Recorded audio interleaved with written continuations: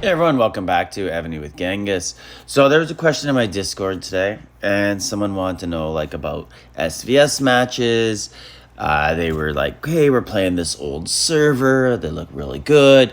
I think we're in trouble." And then a few people started to ask questions and be like, "Hey, well, there's a reason why certain servers match up with each other. Like Evony doesn't make these completely one-sided matchups. There's a reason why." So I want to give you guys a little bit of analysis of how they make matchups, and then also how you can analyze hey, is this actually one of these one-sided matchups? Because those do happen for sure. Now, first look at the SVS standings, and also join my Discord. Link to do so is in the description to the video, and that will help you guys figure this out. So if you look at the top here, you see the top three servers, basically alliances, right? Like those are basically one alliance servers. They basically play each other all the time, right? Like you play people in your own league. There will be people in Major League that will play Super League once in a while. But for the most part, you're going to play people within a few rankings of yourself. And we are ranked 198, and we're facing server 480, 479, a merged server. And we'll take a look and find them in the standings and see just how close they are to us in the actual standings. So there is server 480. They're ranked 214, and we're 198. So that's, is that 16? That's 16 servers away. And obviously there's going to be a little bit more wiggle room down here because it's probably based on a percentage. Like you'll face people within 1% of you or 2% of you. So the further down you go, there's going to be a bit more. But for the most part, all of our recent opponents, I remember playing 471 there, yeah. And you'll see them all kind of in this range like that. So anyways, how do you get these points that determine that? Those are only the points scored in SVS, okay? Your win-loss record does not matter at all. It's just your points scored. So if you lose, but you score a high amount of points, you move up in ranking. If you win and score a very small amount of points, you move down. So now, let's look at how I personally scout. So if I look at, this is our opponent today, this week. So I looked at them, someone on my server's like, "Hey, should we do throne truce?" And my answer was no, never. We never do that because personally, we're not that, we don't care as much about winning as much as, we do want to win, obviously, and we try our best. But we care a lot about personal scores, and we want everyone to get rewards, and that's what helps you grow your account. Win or loss isn't as big a deal in growing your account. Of course, winning is better. But, so let's look. And if we look at their top players on this alliance, so one of the main things we look for is ideal land.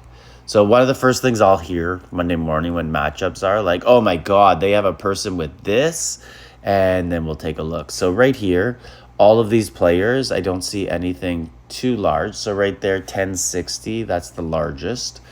And that, okay, we're in trouble. I just saw 10,410, did not see that before. So no one pointed that out. So yeah, and there's a 5,000. So yeah, so these guys are serious. There's 2,000, that's more like our style. And the reason why ideal land is an important one to look at is because people don't really level themselves up in ideal land. So yeah, so these guys are probably going to destroy us. Those are some very high scores. Here is last week's opponent. And one of them had, 18,000 ideal land. And yeah, that's pretty much what happened. So right here, 17,000. So if that guy's ideal land was only, let's say, 1,700, then we'd be like, "Oh yeah, that's pretty average K44. He's 45. We'll pretend he's 44. And we'll know that we have a chance at winning." But when you see very high scores, it's pretty obvious you're not going to win. And the reason why is because people generally don't level up their ideal land, these packs. So right here, until they've exhausted these daily packs. I forget what it is here, but you can buy, oh, here it is actually. It says right there. I was going to say 10 or 12, but it's right there. So you can buy 12 of these a day. And these are the best packs to buy. Once you can no longer buy 12, then you're like, what do I buy now? And that's when people start buying the ideal land. So after they've spent 1,200 American dollars on a day, typically on cultural sub weekend, right? So most big coiners will wait till the cultural sub, the red sub comes out. They'll buy 12 packs a day, and then they'll start buying ideal land packs and start leveling up their ideal land. So mine is, just for some reference for you guys, my ideal land is 2,460. So, and that's a pretty big coiner number, right? Like that is pretty big for K44, but it ain't 10,000. So we know we're in trouble.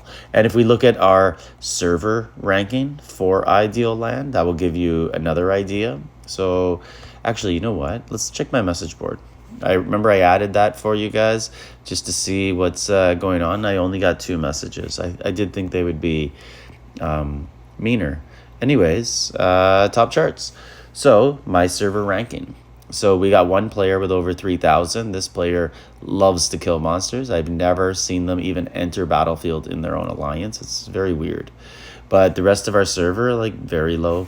So anyways, that's my tip for you when you're scouting the enemy server, to know if you're really going to be in trouble. Some people are like, hey, I'm K44, I'm vulnerable. Take a look, see what their ideal land level is, and see just how hard they're going to hit you. Anyways, let me know other tips that you guys have, how you scout the enemy and know how difficult a matchup it's going to be. Like, subscribe, leave a comment.